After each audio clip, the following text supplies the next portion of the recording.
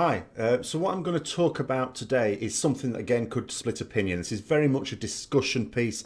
Don't look for this as being facts as such. Obviously what I try and do is to present balanced views. I will try and present facts, and if I'm going to say something that's my opinion, I'll try and make it clear that it is my opinion. And it's very much on the issue of the relationship between Blizzard and the community.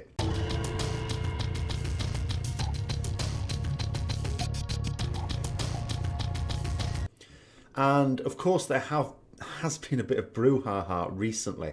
But if I think about it, it's been going for quite a long time. Now, first of all, what I want to say is when you've got a situation where someone's raging against Blizzard on the forums, that's not necessarily a sign of a breakdown between community and developer, because that happens all the time, doesn't it? And it's not just to do with the anonymity of the internet, which is what people will instantly say, because you get this everywhere. You know, you'll be working for an organization, you will get customers who complain beyond all reason. The behavior sometimes, I mean, I feel sorry for people who work for complaints departments, say at call centers, because the abuse they must have to put up with is beyond ridiculous. And you can understand these customers, maybe they've been put on hold and been passed from pillar to post for a long time, but still they often forget they're talking to a human being. Sometimes when it's even right up to their face, they're actually talking. I've seen customers behaving very badly in an actual store. But there have been a couple of things very recently. Obviously we had the situation with Nostalrius. Now I've done a video on that, I'm not going to talk any more about that, but nonetheless there was what's really unhealthy about this thing is there seems to be a them and us situation. I can imagine, because I've been in situations like this before in work, and I'm sure a lot of you guys have as well, where you start to think in terms of them and us, the organisation and the customers, and then you put a wall up, and that stifles genuine discussion, because then whenever there's any actual discussion, both sides have been really defensive, and this is a big problem. And ultimately it comes down to, there's been a lot of discussions about whose fault this is. Is it the community's fault? Is it Blizzard's fault? Obviously in any situation like that there's fault on both sides. But I'm reminded of a little quote. Now I'm not going to say who allegedly said this quote, because I know there's a bit of a myth about this, but it doesn't matter. It's the quote that's important. And it's, "Do not blame Caesar, blame the people of Rome who have so enthusiastically acclaimed and adored him and rejoiced in their loss of freedom and danced in his path and gave him triumphal processions. Blame the people who hail him when he speaks in the forum of the new wonderful good society which shall now be Rome, interpreted to mean more money, more ease, more security, more living fatty at the expense of the industrious." And basically it's a quote that is effectively saying, if someone is behaving very badly in a position of power or authority or whatever, blame the masses because they have a choice. And there was a situation this week where that is very much the case. There was some raid testing going on in the Legion Alpha. Now, by its very nature, alpha, beta, call it what you will, it doesn't matter, is an unstable thing. And when you're going to put raid testing on, you're actually inviting a lot of people to log onto their accounts at one time. This, of course, is going to cause server instability. We get the same things. You'll have seen on my videos, I'll have apologised a few times, because when a new build's come in, I've tried to go on to test some things, and the server's often been unstable. Of course it is, because lots of people are logging on. And then they log on, try the new things, and then don't log on again until the next build. Some of us are on a bit more frequently to test more things out. But the time when you get the most people on is when there's something new there. So of course it's going to be unstable. This is the nature of it. And also bear in mind, we're not paying for it. This is not a product we're paying for. This is Legion. Now, some of the people in the alpha don't even pay for the retail version of World of Warcraft. So people get angry about it when they can't log on or can't do anything in the servers, as if they've a right to this. And although it's frustrating, what you've got to remember is we are testing it.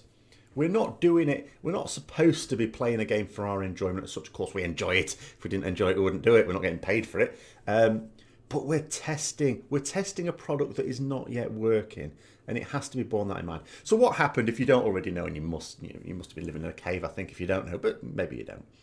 And a lot of people got logged out and couldn't log back in, so they couldn't test the raid boss. Boo-hoo. I got logged out myself. I wasn't due to test it anyway. My guild doesn't test it. But I was in for some other things, got logged out. And what was happening was a lot of people were raging on the forum in the actual feedback post for that boss. Now that's stupid enough. But then a few people, because it's not like no one could test it, some people could. And some people were trying to give feedback. And what was happening, there was then a sort of pack mentality developed, a very feral response.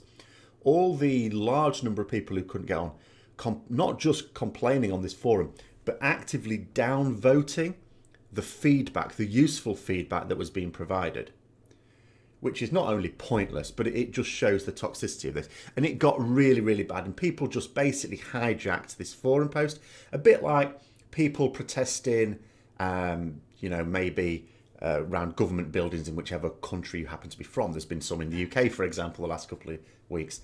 And it's like a sit-in. It's basically like, you're not going to carry on with your business because we're not happy. Now, obviously, a number of those people have now had their alpha access revoked.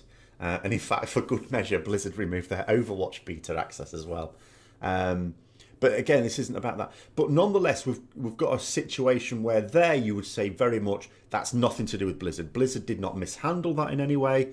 It's made very, very clear when you're in alpha, when you're in beta, servers are going to, be strained. They're going to fail. They're not designed, hopefully it won't be like this when it goes live. Has been before. But hopefully it won't this time. But in alpha and beta, you expect it. You just know this is going to happen. If you don't, then really, seriously. So this is entirely the community's fault. And then there have been some other things as well where you could argue, the overreaction of some of the community is a bit extreme and maybe, you don't blame Blizzard for being a bit defensive. But actually, I think what you've got to look at it is you cannot, when you are in a situation where you're blaming the world, if the whole world is wrong, maybe you need to think, are they? They might be, but I think you need to think a little bit more. Now, as I say, this has been going on for some time. This isn't just these two recent situations with the private server and this raid testing. We've had some, I've mentioned this before, we've had some strange responses from Blizzard. And the thing I always used to say is, usually when you get some bad communication between Blizzard and the customers, it's usually on the part of the developers. And I usually back the developers up on this because they're not PR people. It's not their job to be good at PR. But obviously, they are expected to engage in it. And some might be naturally good at it and some won't be. And so sometimes they'll say something stupid. But usually, instead of learning from that, I just fear that the response is always to being, oh, well, if you take everything out, I just won't say anything then, this sulk.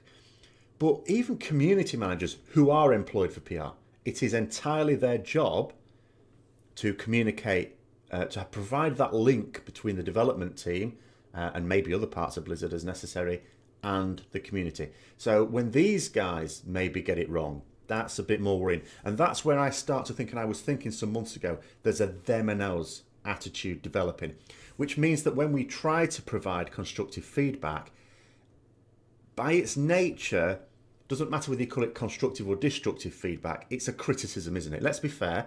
If we're saying we really love a feature, okay, fine. But if we're saying, okay, we think it should have this change or that change, you're by the very nature of that comment making a criticism. And they start, I think there's a feeling of them being butthurt about this. And this isn't good. And there's obviously no one high up in Blizzard saying to them, look, it's not, ignore the guys who are just ranting and raving, but you need to focus on what is genuine feedback. And I don't think they're doing that. I really don't. There was a post here from a community manager just complaining. Spent 2 hours late at work writing a post apologising for comm failures, get accused of not caring about players. It's really petulant. And again, it's this. And when this defensive attitude is affecting community managers, who are actually normally really good, by the way, then this is what is making me think that there is a fortress mentality occurring within the confines of Blizzard. And it really isn't good. I mean, they have also talked in terms of absolutes as well, which is not really good. It's a bit like they'll say, well, if we talk about a feature and then we end up not using that feature, then you go mad at us because we put it in. So what we actually should do is just not talk about anything. No, just communicate it in the correct way is what they need to do. Because when we're talking about what is the community's fault and what is Blizzard's fault, it doesn't matter, you know, who you think is in the wrong. At the end of the day, can Blizzard do anything at all to stop people ranting and raving about them? No. But can they make the discussion more mature from their point of view? Yes, they can. And that's what you should do anywhere in life. You have to focus on what can you do. Like me as a teacher, for example, I have some students, and I've always had this, no matter where I've worked, school, college, wherever, you've just got some students who are just not fully, they don't believe you. You know, when you say, well, you need to do this to be able to learn this, to be able to get this qualification, they think they know better. I mean, even Oscar Wilde famously said, I'm no longer young enough to know everything. It's just one of those things when you're a teenager, you just think you know it all. And it's really difficult as a teacher with the students. And you see some students and you know they're on the road to ruin because they're just not doing what you say to do. They think they can do it in an easy way, which basically means cutting corners, procrastinating, leaving things to the last minute or whatever. So, but do I rant away? Do I just say in the staff room, oh, that student doesn't do anything, they're lazy as sin, they're just going to fail and that's all there is to it? No. What sort of negative attitude would that be? What sort of teacher would I be if I gave up on that student? All I can do is think to myself, okay, so how do I present it differently? What can I put in place to help them step by step get there without them having to worry about the long path? Maybe break it up into smaller steps for them so they can do a small step, okay, because that's not very much, and then give them another small step, and so on. And Blizzard need to have the same attitude, I feel. So in a situation where they're talking about a feature that might not make it, I would say in most cases, yes, just don't talk about it.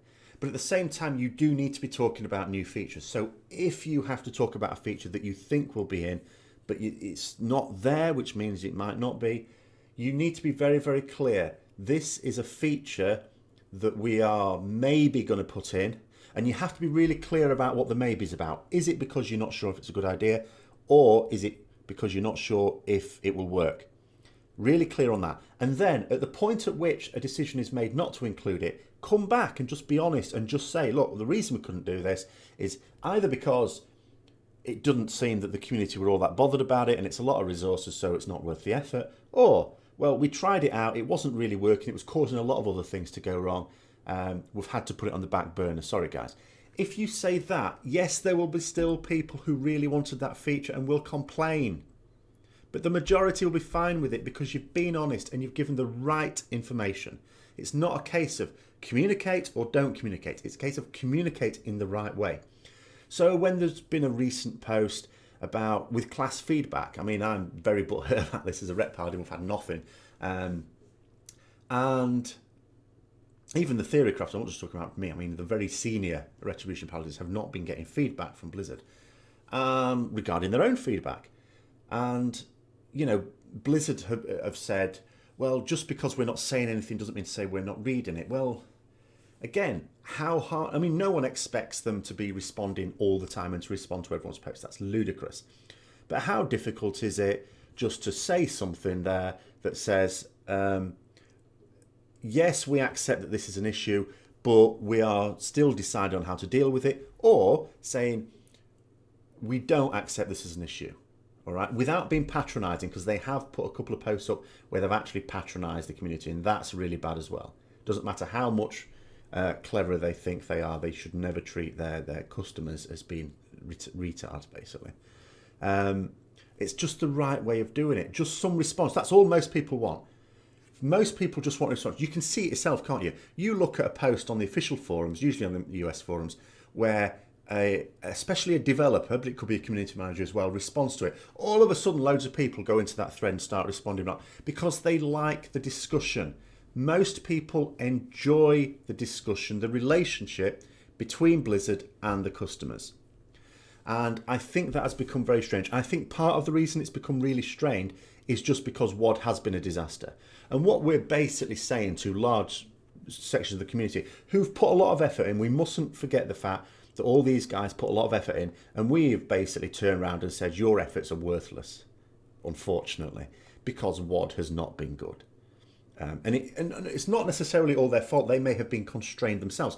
They may feel that they're being hard done by because they've been told from Activision to do things on the cheap and to get things out really quickly, and they've not been given enough time, or they've not been given enough of any other resource to get a good job done.